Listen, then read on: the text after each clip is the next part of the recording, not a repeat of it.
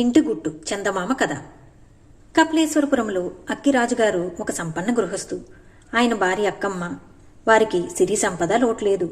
అదృష్టం కొద్ది పుట్టిన 5 కుమారులు పెరిగి పెద్దవాళ్ళయ్యారు. వాళ్లకు లక్షణంగా పెళ్లిళ్లు కూడా జరిగినాయి. హాయిగా కాపురాలు చేస్తూ ఉన్నారు. అక్కమ్మగారి కోడళ్లలో మొదటి 4 పుట్టింటివారు సామాన్య కుటుంబీకులే. కడసారి వాడి భార్య సావిత్రి మటుకు జిల్లా జడ్జి గారి అమ్మాయి కావడం చేత ఆ పిల్లను అత్తగారు, తోటికోడళ్ళు, ఇరుగు పొరుగులు అందరూ అపురూపంగా చూస్తూ వచ్చారు. అక్కమ్మగారి చిన్న కోడలు అందాల బరినట, పైగా జడ్జిగారి కూతురట అంటూ అమ్మలక్కలు 4 చెప్పుకునేసరికి ఈ వర్తమానం ఆ నోట ఈ నోట పాకపోయి విళ్లక్కపేటలో ఉండే వనజాక్షమ్మ గారికి అందుకుంది.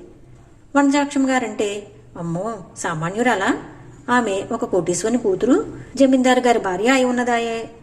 ఆవిడకు సావిత్రిని చూచి వద్దామని సరదా పుట్టి ఒకనాడు అక్కమ్మగారింటికి బయలుదేరింది. ఎప్పుడు ఎక్కడికి వెళ్ళని వనజాక్షమ్మ తమ గృహానికి వచ్చిందంటే ఎంత గొప్ప! అందువల్ల అక్కమ్మగారు నిజంగా గర్వపడింది. గొప్పవాళ్లకు చేసే మర్యాదలన్నీ లోపం లేకుండా వనజాక్షమ్మకు అక్కమ్మగారు చేసింది. అన్నీ అయినాయి. ఇక తాంబూలం ఇవ్వవలసిన ఘట్టం వచ్చింది. వనజాక్షమ్మ వంటి శ్రీమంతురాలికి బంగారు పళ్ళెంలో కాకుంటే మానే, వెండి పళ్ళెంలోనైనా ఇవ్వకపోతే ఏమంత బాగుంటుంది కనుక. అందుకని అక్కమ్మగారు ఆలోచనలో పడింది. ఉన్నట్టే ఉండి జేపరించిన ముఖంతో ఆవిడ కంఠమెత్తి, ఏమైందర్రా, వెండి పళ్ళెం పోయినట్టే అని హంకరించింది. ఎంచక్కడి బంగారు పువ్వులు కూడా ఉండేవి చుట్టూతా అని విస్తుపోయింది పెద్ద కోడలు. పువ్వుల మాటకేం, ఆ నగీషు కాశ్మీర్ పళ్ళెంలా నమూనా కన్నులకు కట్టేటట్లు దింపేశాడు కాదు పనివాడు అంటూ ఆశ్చర్యం తెలిపింది రెండో కోడలు. నగీషులకేమిటి అక్క, వాడు పెట్టిన మెరుగు అసలు ఈ ఇండియా మొత్తం మీద మరెవడైనా పెట్టగలడా అని అడుగుతా అని సవాల్ చేస్తూ మాట్లాడింది మూడో ఆమె. ఏమోనమ్మా, మన వెండి పళ్ళెం దానికి అదే సాటి. ఆ మోస్తరుగా తయారు చేయించుకోవాలని చెప్పి ముచ్చటపడి ఎందరెందరో చూచిపోవటం లేదు. ఒక్కడి వలనైనా అయ్యింది అని తెగ వర్ణించింది నాలుగో కోడలు. ఆ ఒక్క రత్నము వేయబట్టి 2500 దాటిపోయింది. ఆహా, పళ్ళెమంటే పళ్ళెమా అంటూ అక్కమ్మగారు మళ్లీ ఒకసారి ఆశ్చర్యం తెలుపుతూ అందుకుంది. ఇలా అక్కమ్మగారు కోడళ్ళు అతిగా ఆ వెండి పళ్ళాన్ని గురించి వర్ణించడంలో ఒక అరగంట సేపు అయింది. చుట్టపు చూపుగా వచ్చిన ఆ వనజాక్షమ్మ ఎంతసేపని కూర్చుంటుంది? పీట మీద నుంచి లేచి ఒక్కసారి ఆవలించింది. ఇది చూచి అక్కమ్మగారు ఆమె వద్దకు వచ్చి, అయ్యో చాలాసేపు అయిందమ్మా, మిమ్మల్ని కూర్చోబెట్టేశాను మతిమాలిన దాన్ని అని తను చేసిన ఆలస్యాన్ని కమ్ముకోబోయింది. దానికేమిటి పిన్నిగారు, మరి నేను వెళ్ళొస్తా అన్నది వనజాక్షమ్మ. అయ్యో, తాంబూలం పుచ్చుకోకుండా వెళ్తారా? కూర కుంకలు వెండి పళ్ళెం ఎక్కడ పెట్టేశారో, రవ్వలు పొదిన పళ్ళెమండి 2500 అయింది అంటూ ఉండగా, మనలో మనకి వెండి పళ్ళాలెందుకు పిన్నిగారు, ఈ లాంఛనాలన్నీ దేనికి, చేతికి అందిద్దరూ తీరిపోతుంది అన్నది వనజాక్షమ్మ. మంచి మాటే చెప్పారు. ఇవాళ ఇదయింది, రేపు మరొకటవుతుంది. ఇంతకు అసలు ఏమైందో తెలుసుకోవద్దు అన్నది అక్కమ్మగారు అదొకలాగా మొహం పెట్టి. ఎక్కడికి పోదు పిన్నిగారు, మీ కంగారు గాని మీదేం తక్కువ సామానా? ఎందులో కలిసిపోయిందో ఎత్తుకుపోవడానికి పైవాళ్ళు ఎవరొస్తారు చెప్పండి, పులిలాగా మీరు మసులుతూ ఉంటే అన్నది వనజాక్షమ్మ ధైర్యం చెప్తూ.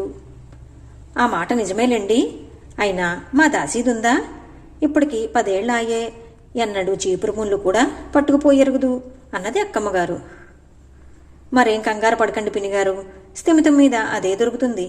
ఈ మాట నేను మళ్ళీ వచ్చేటప్పటికి వెండి పళ్ళమేమిటి, మన సావిత్రి నాన్నగారు బంగారు పళ్ళమే చేయిస్తారు. అందాక ఆ ప్లాస్టిక్ పళ్ళంలో పెట్టి ఇద్దరు సరిపోతుంది. నేనేం పైదాన్నా ఏమన్నా అనుకునేందుకు అన్నది వనజాక్షమ్మ. ఆమె చెప్పిన మాటతో తృప్తిపడి అక్కమ్మగారు తాంబూలం ప్లాస్టిక్ పళ్ళెంలో తెచ్చిపెట్టింది. 4 కాసేపు కూర్చుని పిచ్చాపాటు మాట్లాడుకున్నారు. వనజాక్షమ్మ లేచి వెడుతూ, మళ్ళీ ఆదివారం మీరు తప్పకుండా మా ఇంటికి రావాలి సుమండి అని మరీ చెప్పిపోయింది. మళ్లీ వారం నాడు వనజాక్షమ్మ గారింటికి అక్కమ్మగారు వెళ్దామనుకుంది కానీ వీలు లేక తనకు బదులు పెద్ద కోడలను పంపించింది.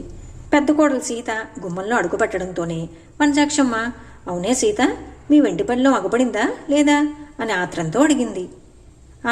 ఇంకా 4 రోజులకల్లా అదే కనబడుతుంది అంటూ పకపకా నవ్వింది.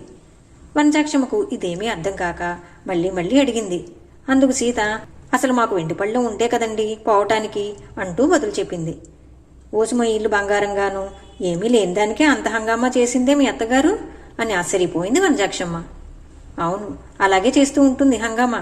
లేకపోతే మీలాంటి వాళ్ళు వచ్చినప్పుడు మా మర్యాద ఏం నిలబడుతుంది? ఇంకెందుకులేండి, కళ్ళు మూసుకుంటే ఒక నెల్లాళ్లలో మా సావిత్రి నాన్నగారు వెండి పళ్ళం పంపిస్తున్నామని ఉత్తరం రాశారు. మా ఇంటిలి పాది ఇంకా మాయనాటకం ఆడవలసిన బాధ తప్పుతుంది అంటూ ఇంటి గుట్టు బయటపెట్టింది సీత. ఎంతలేసి చిత్రమైన మనుషులున్నారమ్మా లోకంలో. మీ ఇంటికి నేను రావటం పొరపాటే అయింది అంటూ ముక్కు మీద వేలేసుకుంది వనజాక్షమ్మ. అలా అనుకోకండి వదిన గారు, మీరు రాబట్టే మీ నోటు వాక్యాన ఇంత చొప్పున మాకు వెండి పళ్ళం అమరటానికి వీలైంది అని బదులు చెప్పింది సీత. ఈ కథ మీకు నచ్చినట్లయితే లైక్ చేయండి, షేర్ చేయండి.